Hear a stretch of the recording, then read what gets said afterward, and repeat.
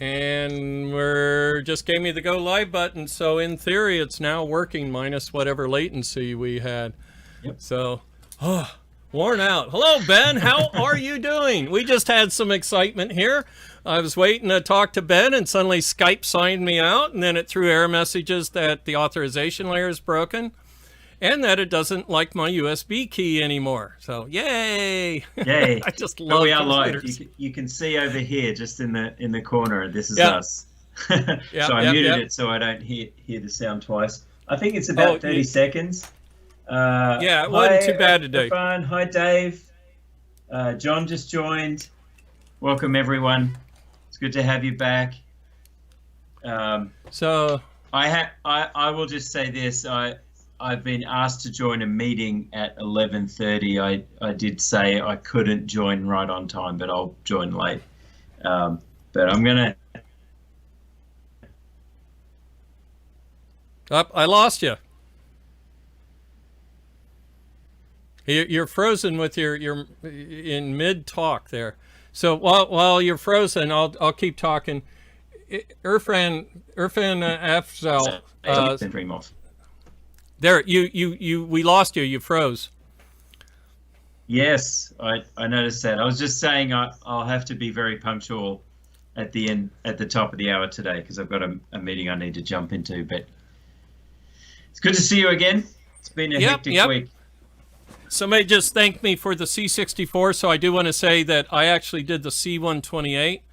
I know the guys that did the 64, and not a dang one will admit it in public. It's like it's part of the. So I don't know. So the only reason people one of the greatest computers of all time.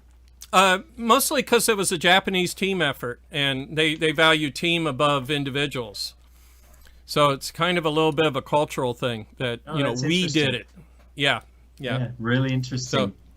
So, and when I was there, the 128 was great. I used a 128. Oh, did you? I didn't know that. Yeah. I never used the CPM part. It was the computer was actually owned by a family friend, and I spent as much time in their house as I possibly could, rebooting it into 64 mode so I could play the games. I've heard like that before. Yeah, I love 64 mode. It's the only reason I have a 128, other than to hold like a big door open. Like if you had a barn door, you needed a prop open. Having said that, the first assembly language programming I ever did was on a Z80. Yeah, a lot of people. These things were actually there. You can see why I say that. You can see how big and wedge shape one of these things is. Of course, it's the whole computer. Those were awesome. Awesome machine. But it had a built-in ROM monitor, so you really could sit there and do machine language right to the command line. It was actually, and we used it to debug the computer itself. So a bit of trivia for people who didn't learn to code back then, because I know there's one or two younger people in our audience, right? How did one write machine language and get that to run into the computer back in those days with where the ROM monitor booted up into BASIC? You turn the machine on. Well, booted to BASIC, then you went to a Go ROM mode. I forget the command, and suddenly you're looking at like the hex object editor that you see in DOS machines. Right. So you had the ability to disassemble the code that you're disassembling. Disassemble the ROM monitor itself, which basically it was a view directly into the contents of the memory. Into the memory, right? And the head of Commodore UK sent us a telex, if you remember telexes, they're before faxes. And she said, "You've now created the perfect machine for software piracy." And I just sent back a telex that said THX, thanks. Yeah, but it was that's one of the best ways to learn about the fundamentals of computer system architecture anyway, right? Because you can pick apart and look at what's right in there. I remember my first machine language programs were in a BASIC shell. So you'd actually, I would handwrite the instructions, the mnemonics on a piece of paper, then hand assemble that into what the opcodes would be, and then convert those from hex to decimal. And then there were these basic commands that every good basic interpreter had back then, the C64 included, you can do peek and poke. Pokes. So peek reads from a location, poke writes to a location, and then there was some other basic command, I don't remember what it was now, but you could jump execution to a hard memory location. Right. And so you'd pick your memory space, or you'd use a label for it. Yeah. And you'd poke all your machine language opcodes, which had been translated into decimal bytes in sequence into that memory location, and then you'd jump to it in the execution.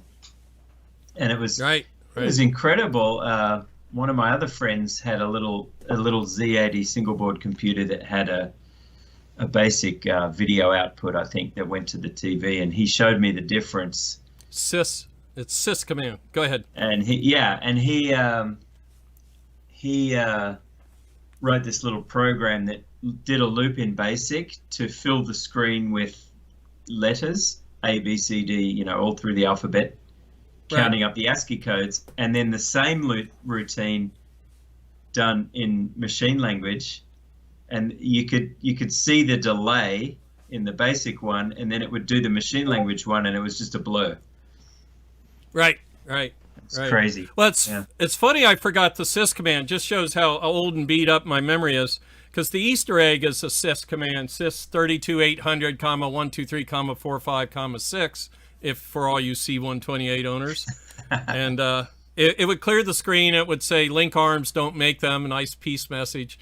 And the programmers actually called it herdware instead of hardware under our section. I love that. Yeah.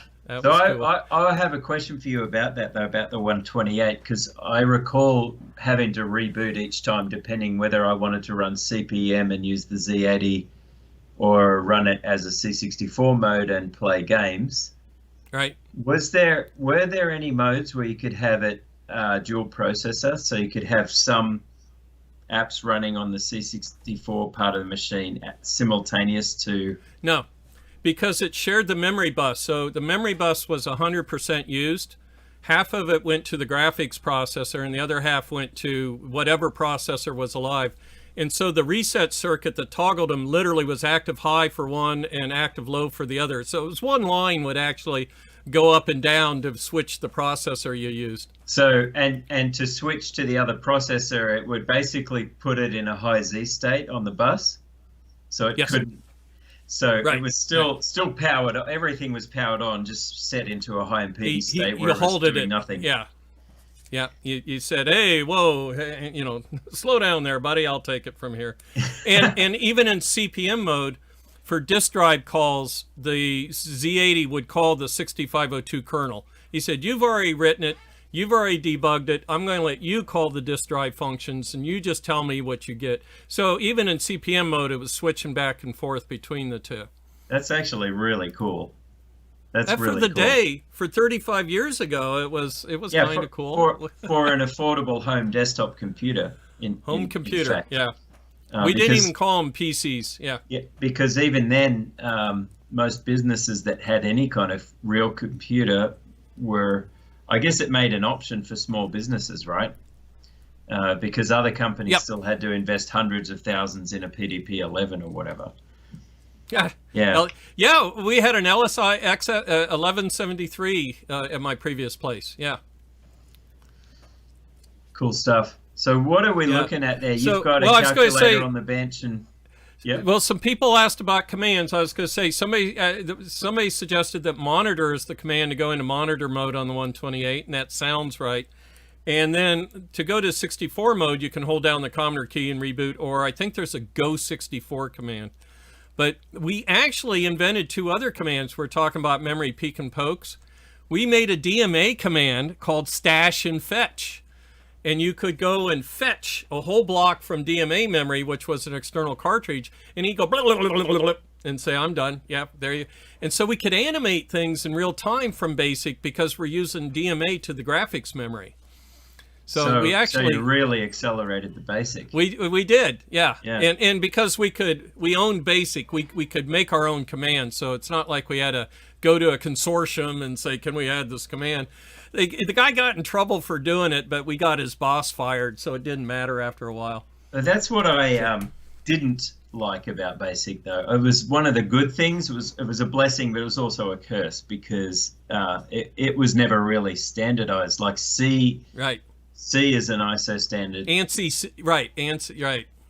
There was an ANSI Java's BASIC 2.0 or something, Yeah. you know, but it was really only the crudest commands by our So standards. you couldn't really port your code except No. for the most basic, you know, Right. go tos and for nexts and prints, and else actually, yeah, aside from the most basic things, you couldn't port BASIC. I actually first learnt BASIC in school on really old BBC micros, BBC Acorn micros. Now, Yes. the BBC Acorn is what is today, ultimately, ARM. That's a tidbit for people. Okay. Wow. The first BBC micros, which my school had as offcasts from government schools, I went to a fledgling private school as a kid, and they didn't have a big budget for a computer lab, so they bought used BBC micros from some other school. And actually, my uncle David was our computer studies teacher, and I really like him. He was an electrical engineer and computer scientist, dual degree qualified dude, super smart. He used to do cool things like rip open the back cover of these and plug in a ribbon cable to a board he hand etched at home in his garage that had stepper motor drives on it, and he would show how he could write little basic commands or pick and poke memory and actually make the stepper motor go a certain motor angle. move. So Yeah, that's cool. it was cool, but those were 6502 machines. Yeah. 6502s, not all of them had color outputs. Some of them had composite color, and some had 32. Most of them had 32K bytes of memory. So they weren't nearly as good as a 64, but they didn't have proper sound. But they were Right. enough to learn on, and the basic on those was super simple, and I couldn't port that to a C64 later on when I had access to a No, 64. not at all. Other than to copy the text, you know, and hand type it. But and you couldn't go from the 64 to anything because we had commands for moving sprites and stuff eventually. Yeah. I don't think you had to add a cartridge on the 64 to move sprites. I'm going to correct myself there. And that cartridge was written by Fred Bowen, who did the kernel and BASIC in the 128. So we inherited all the really cool commands like, you know, squeak or whatever it was to make the sounds happen. Cool. Squeal like a, yeah.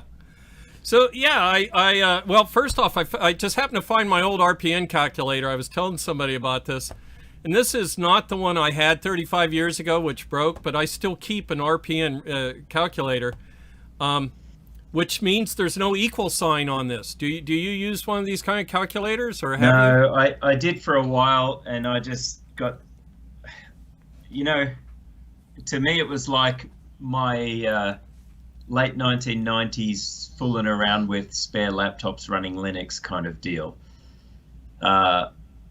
And OpenBSD. I used to play with OpenBSD, and I had an RPN calculator for a while. So I go through these phases of people talk about these things, and amongst engineers, there's kind of an air of, there's an aura of wizardry surrounding them.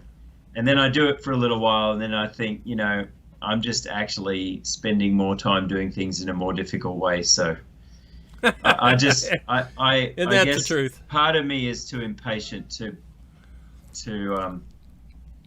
and I'm not criticizing it. There are people out there who have used an RPN all their life. Probably you're one of them. Yep. Where you just know it so well, it's actually faster for you to do it. I just think like there that are way. people Yeah. who've spent so much time using Unix-like operating systems. Like as a kid, I was super fast with my MS-DOS and PC-DOS because it's what I cut my teeth on. And so, but now there's a practical side of me that's like, you know, I don't have the time left in my life to invest in learning something that's Yeah. actually hard, just for the sake of being proud and saying I can do this because not many other people know this, you know.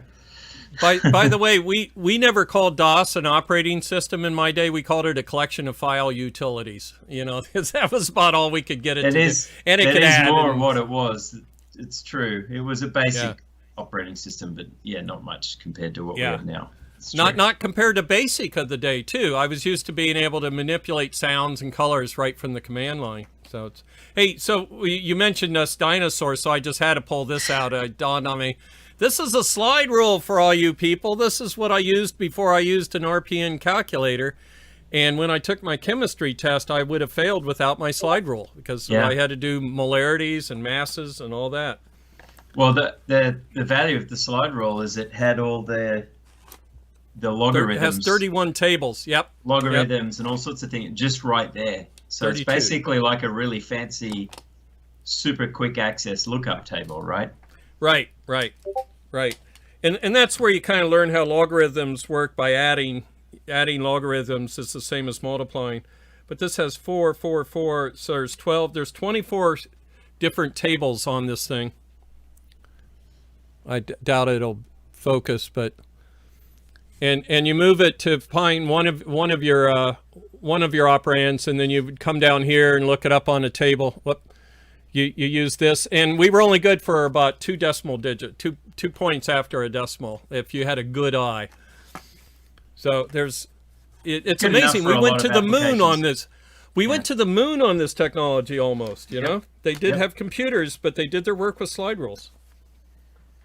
So what's that? What is that you've got on your notepad there? This looks like something to do with metastability. We mentioned this in a previous thing. Right. We So I drew it a little talked about better. it, but you've drawn a picture. Right. And so what I'm showing here is just the basic concept of metastability. Metastability is where the output won't be valid. I call it propagating the unknown. It's not a 0 or a 1. It's oscillating, or it's in the middle somewhere. It's Schrodinger's bit. It kind of is, yeah.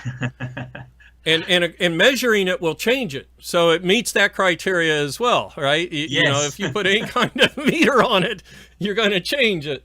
So, but what we mean by what precipitates metastability is lack of proper setup time for your flip-flop.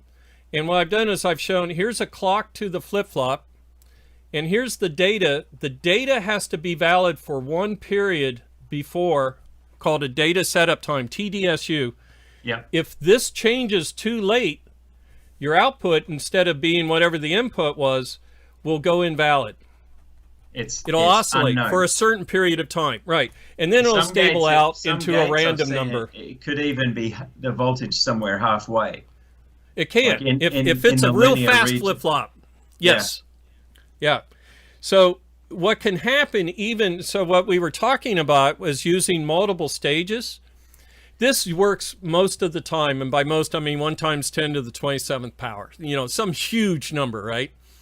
But what can happen is this is still oscillating statistically when the next clock comes, and now he's oscillating, depending on the clock width or if your clock transition is too slow. And that's the final thing about metastability, is if you have a clock that's a ramp, you can get those odd voltages like you're talking about on the output. And the way we fight that and try and make a clock back into a clock is, you may have heard, flip-flops are called master-slave flip-flops. Yeah. Right? From the old days, LS 74, LS 74, 74, LS 73. So I pulled up a schematic inside a flip-flop. Again, I love doing this. I love going to the data sheet and pulling out the actual, here's how we made it. Here's our clock coming in. Here's our J and K in this one, which are the inputs. And you can see the first stage. You see this where it crisscrosses each other. Yep. And then it passes that to the slave stage, and you see the same thing as the output settles down. Oh, here, let me, I'm mousing over it, you can't see it. Maximize that so we can see what you're pointing at better. Yeah, I actually have to find it on the, hang on a second. Boink, there we go. All right, so I'm sorry, now you can see my mouse.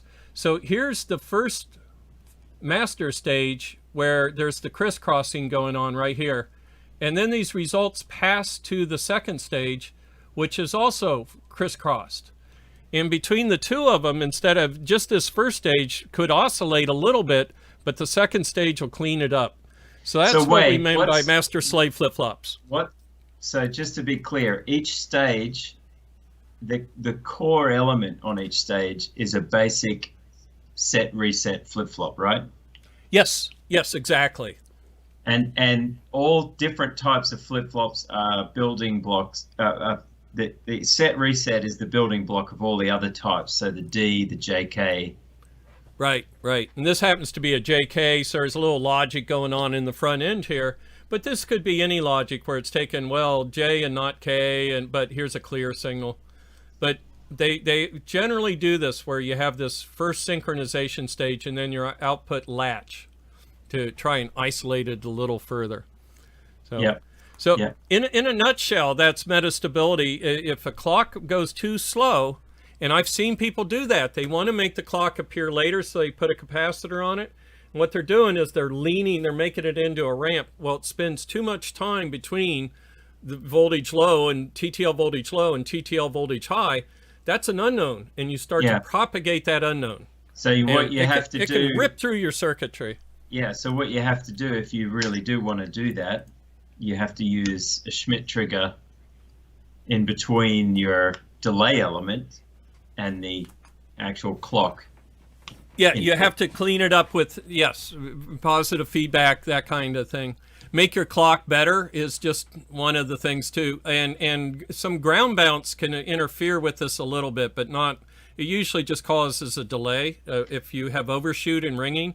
Yeah. That overshoot and ringing is still an invalid time. If it's above 0.8 volts or below 0, literally negative 0.5, other things happen and it goes, hey, I'm not valid till you settle your tail end down and be a TTL0 or a TTL1 or whatever logic's family. So this appears to be the basic case of you have a synchronous device like a microcontroller, right? With inputs, and the synchronous device internally, it's sampling your GPIO input pin, right?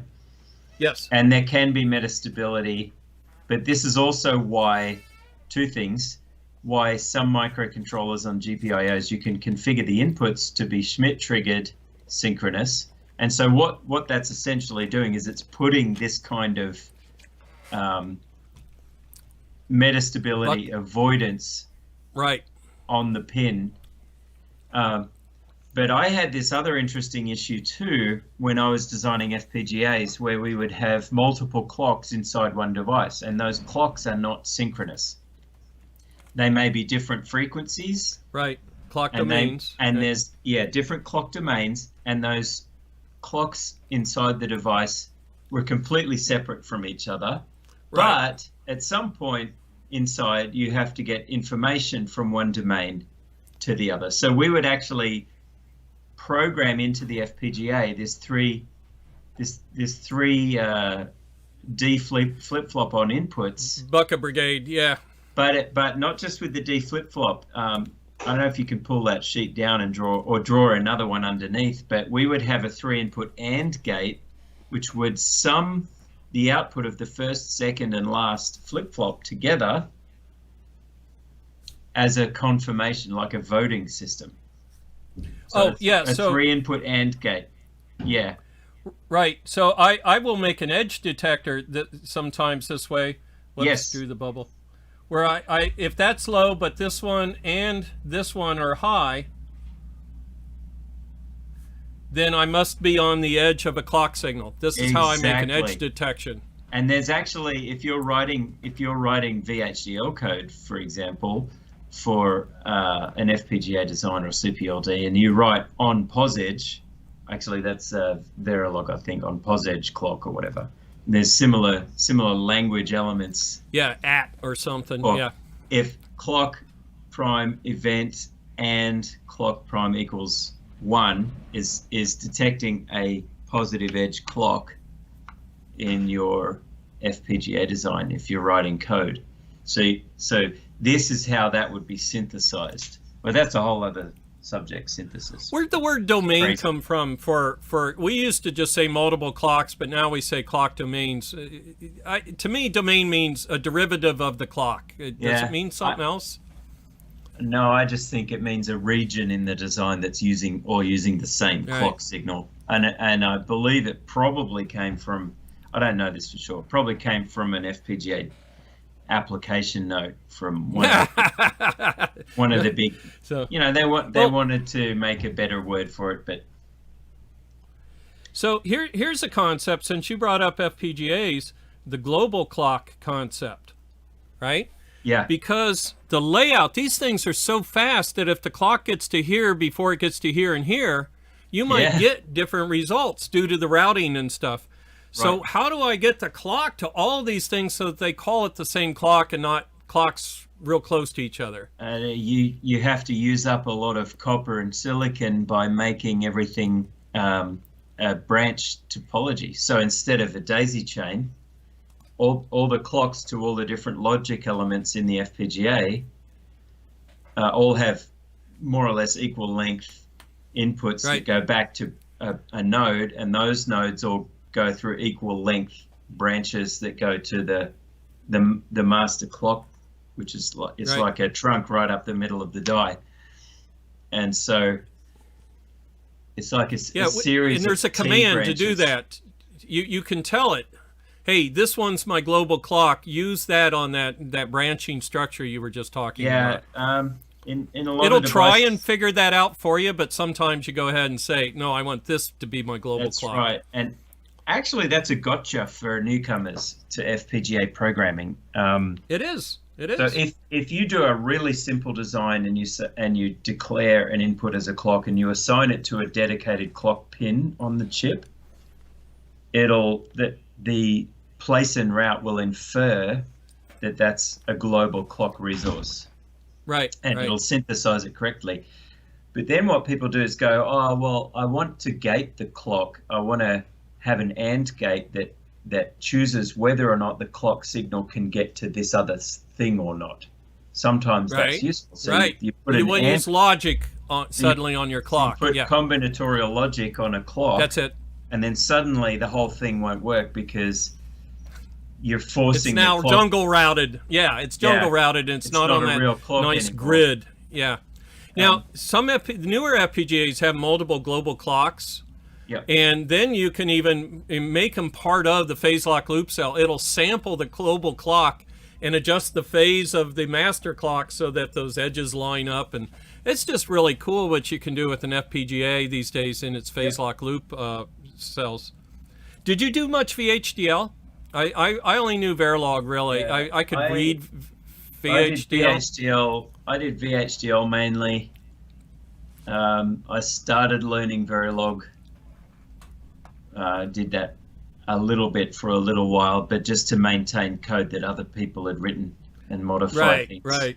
Or if I was snagging somebody's module, off of opencores.org or something, that might be in VHDL. Exactly. It's been a while. If I had to, I could totally brush off the dust and get going on that again. But can you see me doing that, trying to blow the dust off and suddenly get a brain bleed or something?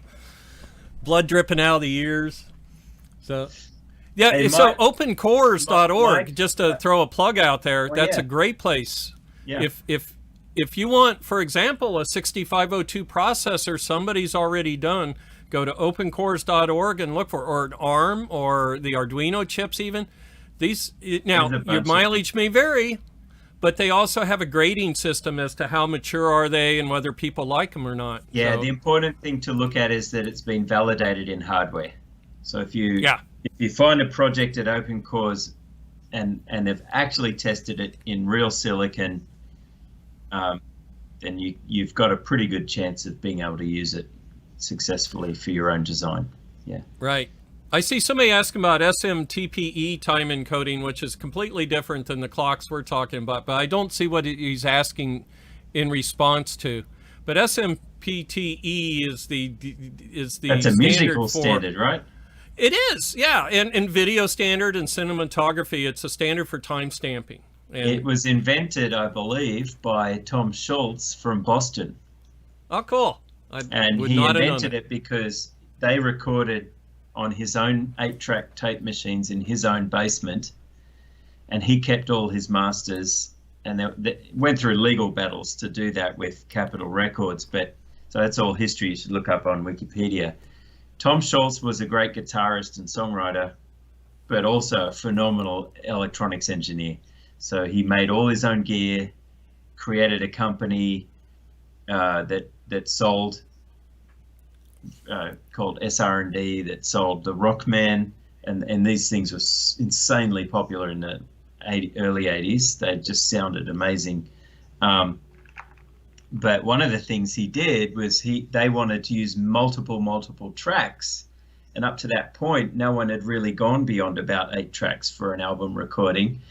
So he had to figured out a way that he could use one of the 8 tracks as a synchronization track, and he developed this analog electronics hardware that basically created a big phase lock loop with all the different 8-track recorders to keep the tape machines running perfectly synchronized.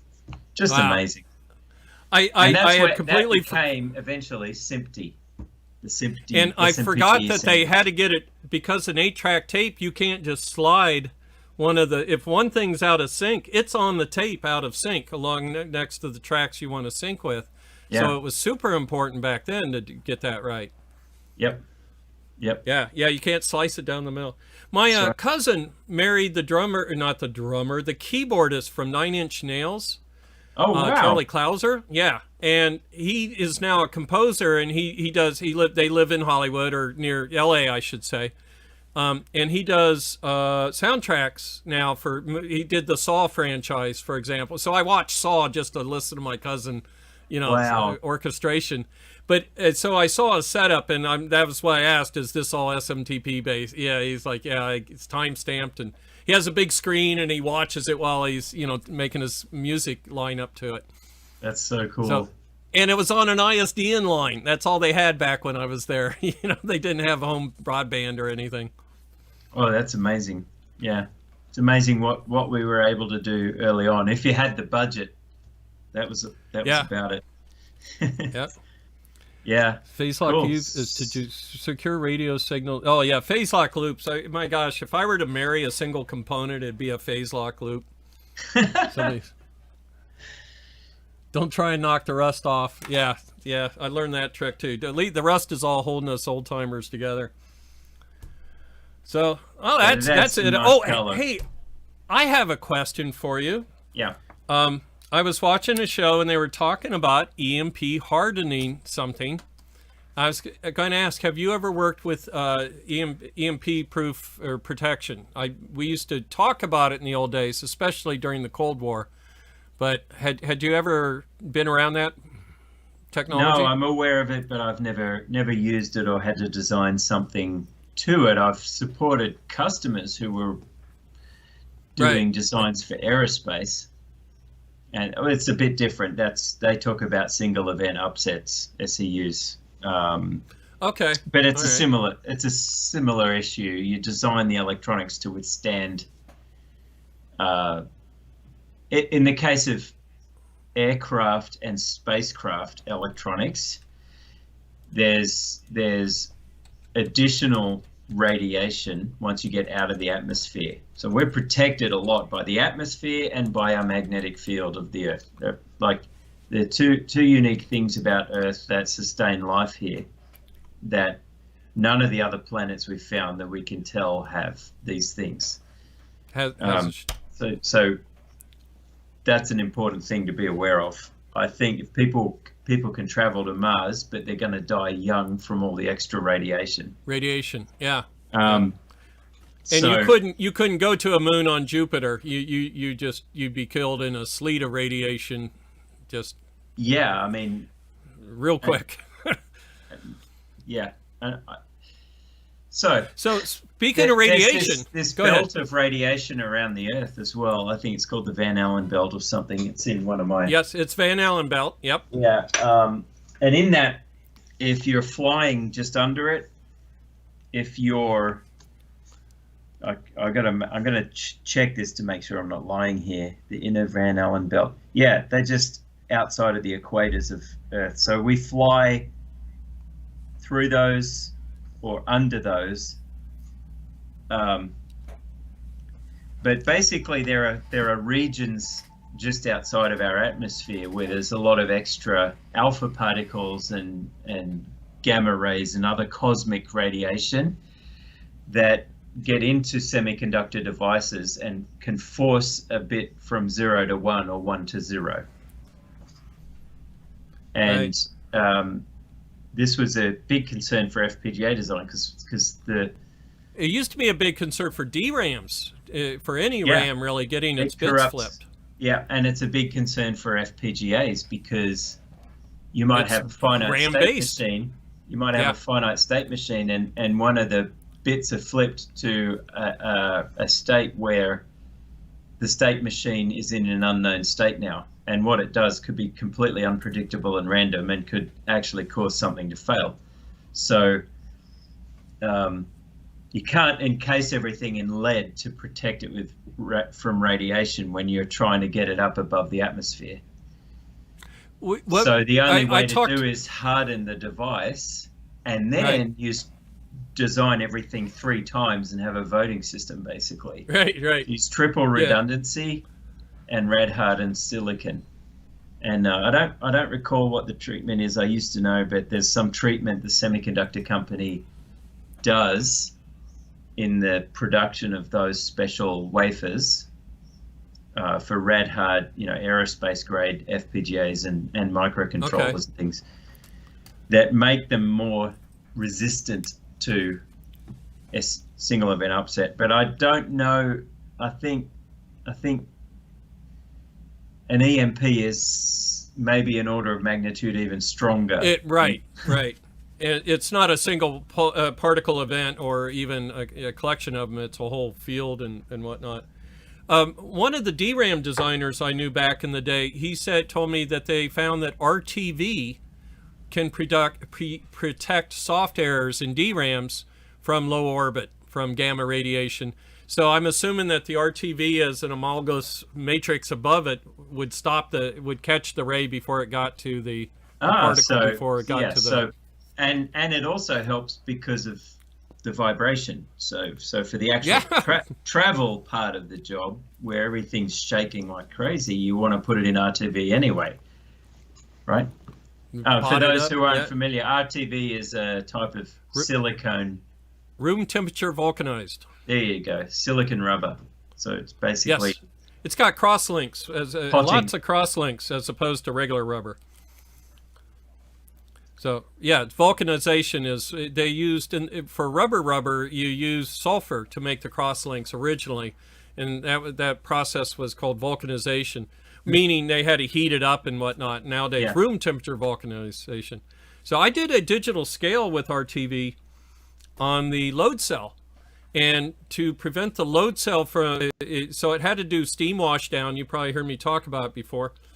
But there's a strain gauge, that's what we called them, strain gauge right on the member that feels the strain. And we learned that if we took petroleum jelly over the strain gauge and then butyl rubber and then more petroleum jelly and then the RTV, the strain gauge was free to move and not be dragged on by the RTV, because the RTV dragging on it would change the stress on it and change it's the measuring reading. Stress. Yeah. Right. So we made a little slip and slide underneath the RTV for the a little zone. That's cool. And butyl rubber just happened to be inert, so we used that. Everybody liked butyl rubber back then. Well, and what you described just then, Bill, that's exactly what engineering is. It's just finding practical solutions to the weird problems that arise. Right. Yeah, my boss wanted me to go prove the steam wash down out in the parking lot.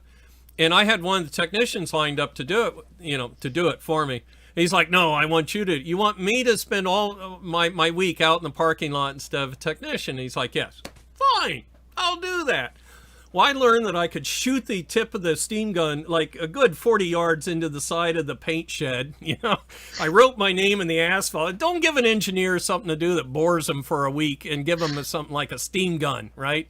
Because I find new problems that aren't really problems. Yeah. Plus, I wrote my name in the asphalt. It was nicely carved out by the time I was done that week. So, yeah, what we found was the steam washdown that they use in the food industry was blowing chicken fat up into the scale. There were places in the scale that nothing would ever get to unless you forced it, and this chicken fat would jump up in and lay on a copper wire and eat its way through the wire within a week, the acid from the chicken fat rotting. Wow. Yeah, and so we really would not have, found that, as you say, hardware tested. We would not have found that out if we hadn't gone there and seen the chicken fat ourselves, that it could end up in those places. So no, I never designed for EMP, but I've designed for chicken fat. It's a pretty harsh environment, when you do when you do your IPC, CID, and CID Plus trainings. If you want to get certified as a PCB designer to IPC, which is, I think it's worth doing. I did it. You learn things you wouldn't learn otherwise. It's a good gap filler. So, but one of the things they talk about up front is there's different classes of printed circuit board design. There's different reproducibility levels. So how complex is the board is the reproducibility. So it's about, can a board fab actually make it? And then the class of design is, where is it going to be used? And there's the simplest, most non-critical things, like a single-sided board that's inside of a gift card is the example they give you. And there's class 2, which is basic, consumer electronic device. If it fails, it's not the end of the world. Someone may be unhappy. And then there's class 3 this is critical. It's military aerospace, and the example they give is the harshest environment anywhere is in the hood of a motor vehicle. So because that's hell on earth. You've got extreme temperatures, extreme cold, extreme cold and extreme hot with the exhaust. You've got extreme materials exposure, so liquids, water, and oils and petrochemicals, and possibly battery acid, so really everything. And then you've got just dirt and grit. And but I think chicken fat must be pretty close. Yeah. If I were designing boards to be used in the fast food industry, I think I'd be tempted to classify them as class 3.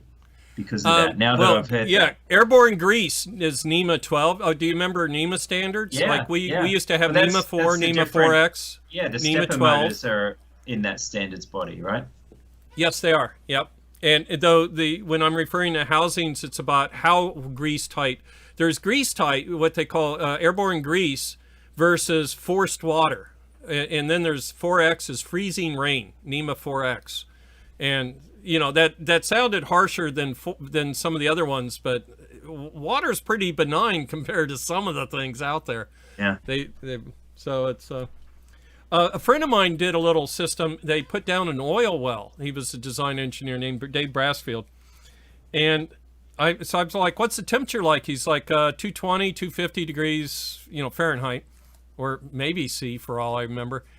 I'm like, CMOS? He's like, yeah, I did it in CMOS. I'm like, durate the hell out of it? And he's like, yep. So he had like a 1 millisecond long clock or something.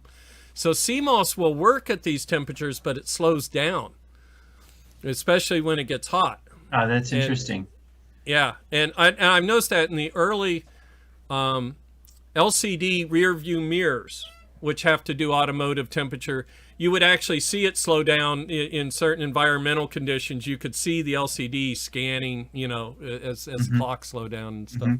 So, hey, we were talking about radiation earlier. I was going to tell you, I was a tanker in the Cold War, right? Even though I never went overseas, but I remember the day they put a new setting on our ballistic computer in the tanks, the M60A1s. And it was for neutron bombs, neutron shells. So if do you remember the neutron bomb scare of the 70s? That might be No, before your time. it was, It's, yeah. so it was supposed to just kill people leaving equipment intact, and it was a deterrent. But so they had neutron bombs. I'm sure Mike might remember. He might be old enough. How old? Yeah, I know how old you are. But the I don't mind. I'll tell you, I was born in '74. right. But So you were I'm the 3. youngest of 6, so I learned some culture from before I was born from my older siblings. Right. And of course we were in the U.S. where it was us against Russia, and the neutron was our new deterrent. Was we can kill a lot of people and not pollute the great area, because the radiation was very short-lived. It was just a neutron sleet. But imagine a shell that you shoot from a tank and hope it doesn't just like go 5 feet and drop in front of you and explode. Yes, It that would be terrible. Right. So, I got another old thing I found.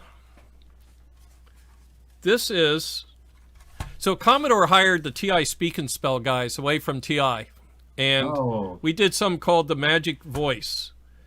And this is a Magic Voice cartridge. This is an engineering sample. There's no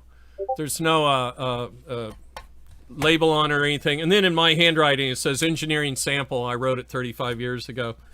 So I just happened to find this. This is probably priceless to the right people and worthless to the rest of us. Does that have a line level audio out on the side, or did it have a speaker built in? What's the deal? Line level audios, right and left. Oh, stereo even. Cool.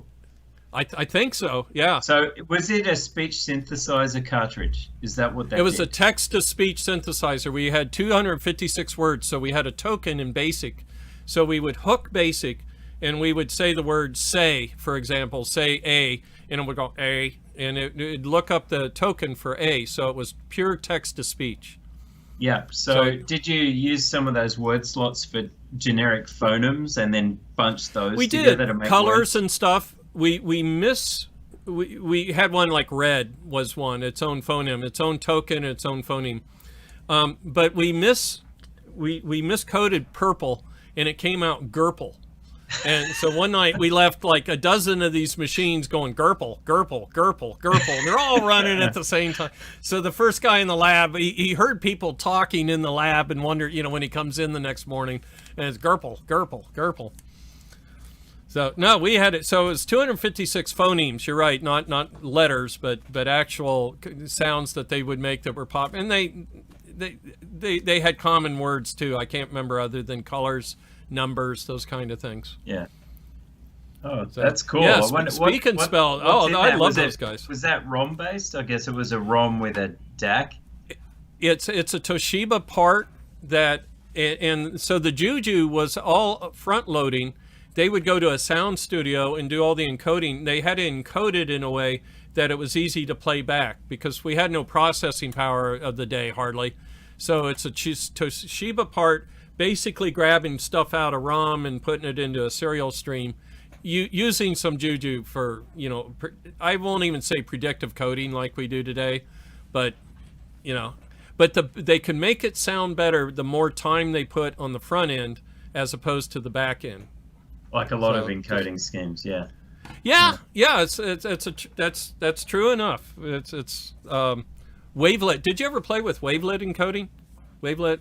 Yeah, I didn't do compression algorithms with that. I did some audio effects that way. Oh, okay. And some wavelets are used for a lot of different things, actually. So I may be misunderstanding what you're talking about. But no, talk about wavelets. It just means you take a sample. Instead of doing one sample at a time of an analog signal, you take a bunch of samples. But before you finish taking those samples, like halfway through that process, you start taking new samples. So you get a stream of wavelets that are overlapping by some percentage, usually 50%. Right. And then each one you apply a window function to it. So you take this bunch of samples and you put it through a filter that applies a Hanning or Hamming or some other window, maybe a Gaussian window. It basically applies a shape to it. and then you can do other things. You do other things with them, but the benefit is you can mix them together, and with the window function and with the overlap, you're going to eliminate glitching, basically. And the way I remembered it for video compression was the longer you waited, the more of these wavelets that come in, they still have information that's useful to you. So yeah, if you exchange latency for resolution, but if you lost bandwidth or whatnot, you still had your basic wavelets got through. Exactly, and wavelets. So it's the high frequency, of course, rose on the. Yeah. Go ahead. Yeah, it's true. It's true, and your wavelets in images go in two directions because you're dealing with two dimensions, and I'm normally dealing with audio, so. Yeah. Yeah. And in movie, in anime, video, it's 3 dimensions because then there's a Z plane for the time. I'm sorry, T plane for time. Yeah. Z. Yeah, Z they'll use in a graphics processor for depth if they want different objects to be different depths, but a T domain. Well, as you in could discrete have cosine transform. If you have 4 dimensions, if you're dealing with 3D animation. Right. Yeah.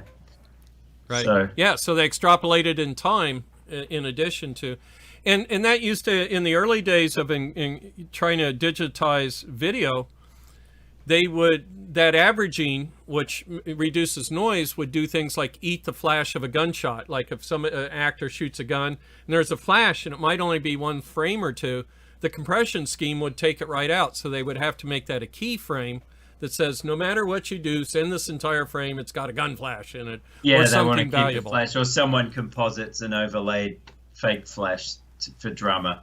Yeah, exactly. Yeah, fair enough. And when I watch movies, I do that. That's all I see is I see the CGI. There was something a couple months ago where I forgot for at least a minute that it was CGI, so it was a successful shot, in other words. So, Bill, I was brushing up on my diff amp theory because someone, it wasn't last week, because, by the way, thanks Mike Fikes for jumping in last week. Mike, your show was really great. So I wanted to say thanks, and you should jump on again sometime. It was really entertaining. TechBox put it up on their website. Oh, that's cool. That's awesome. Oh. So 2 weeks ago, I think we were talking, and Wes was mentioning something about op amps and wanting to learn more about it. So, I made the comment we could do a whole year of things just on op amps, but I don't know that we should do that. But I was thinking what I wanted to do was at least dig into them a little bit more, and so I started brushing up on diff amp theory, which it's been a while since I'm the same way. I forget it. Yeah. But perhaps next week we could kick that off. What do you think? I don't want to open my mouth and say something stupid while I'm doing the math. So if you could do the math part and I kind of hover on the edges like I do, that'd be great. Throwing my little intuitive bits in. What I'd like to do is look at some of the basic math and then do some simulations, but compare that to a breadboard and say, because we're going to see differences. You always do, right? And I think that's how you learn. It's called error terms, yeah. Yeah. So I had done a small 2x2-inch PC board series that had inverters, non-inverters, and I put the math right on there. I put the op amp symbol and the math so you could look at the board and go, oh, R1 plus R2 over R1. Okay, so where can we get those? Are they on hardware? I stopped making them. I'll show one next week, but I'll dig one off the shelf. Well, you could at least show it to us so we can use them as a... Yeah, it's got zero insertion force, so you can put the resistors right in. So it's like a breadboard that you can put the resistors in using terminal sockets. And then if you like it, you just solder it, and now they're permanent resistors. That's really cool. It was truly a breadboarding / useful thing. Yeah, universities and colleges need that sort of stuff, and even high schools, if kids getting into physics, need some of those tools. It's cool to do it in software. I'll just a shameless plug for Tinkercad. You can do this kind of stuff virtually in Tinkercad, and it's actually really fun and awesome. But there's also something special about real hardware on a breadboard and real oscilloscopes, to just get a tangible understanding for what you're doing. Right. So the other thing was, just before we started streaming, I think you were starting to ask something about FETs and switching. Did we talk about that? Mike asked. We didn't. Mike asked about. He said he was looking into P-channel JFETs. He wants to use it as a low side switch, and the JFETs of my day. It depends on the JFET is the answer. But in my day, it was hard to get a JFET that could work in low voltages. It took 4 or 5 volts to turn them off, for example, or turn them on. Okay, so JFETs, I'm not sure would be. It depends what it is you're switching, I think. If you're switching an analog signal, yes. If you're just switching power on and off to something, I would never use a JFET. They're too weak and sensitive and it's basically an alternative to a 2N3904 is the way he was looking at it. Yeah, so I'd use a P-channel MOSFET, and all you have to do is pull the gate low and it's turned on. And you put, and there's a few squirrely circuits actually around that. But then you need to look at the voltage gate to source to make sure you can turn it off then, right? That can be like 4 or 5 volts. It can be 8 volts. If it's a common enhancement mode. So they make P-channel FETs specifically for this purpose these days. Yeah, that's the answer. That's the answer. Yeah. If it's a common P-channel enhancement mode MOSFET, all you have to do is tie a resistor from the gate to the source, and that's default switched off. And then your drain is your positive supply output on it if it's a P-channel FET. Right. And all you have to do is pull the gate low somehow, with a push button, and then the push button turns the circuit on long enough so the microcontroller kicks in, and an output that's summed with the gate keeps it low. Well, maybe we should do this next week too, and I'll draw some circuits that illustrate the process, because Arduino has some stuff like this in it with a P-channel FET to auctioneer power from either the USB connector or the power battery jack. Right. And it's a bit different. They're using a P-channel FET back to front in that one, so that current can flow through the body diode, which is, you don't normally deliberately do that, but right. But in this particular case, it's kind of a clever protection and auctioneering circuit. I'll try and remember. I had been looking at a picture of a die for a MOSFET with the integral protection diode, and my memory was that it was just basically a P and an N section touching each other anyways. And son of a gun, I found it on the internet. Yeah. So it's part of just how it's made. Yeah, it's the natural PN junction of the body. Yep. So, all right. Well, we're coming up on 1:59:15 out here in the 2:59. Well, I can't even tell time. It's 14:59. I'm gonna have to jump off and join my other manager's meeting, so I don't get in trouble for totally neglecting my duties here. So, well, hey, great speaking with you again. And next week, let's talk about op-amp, differential op-amps. Yeah, sounds good. That's what you were talking. Very good. All right, and I'll talk to you then. I'll have some simulations ready to go in Fusion, so we can. Okay, that'd be excellent. Compare those. Yeah, cool, man. Yep. Good seeing you again. again. Talk to you. Thanks, everyone. Good seeing you, my friend. All right. Bye. Bye.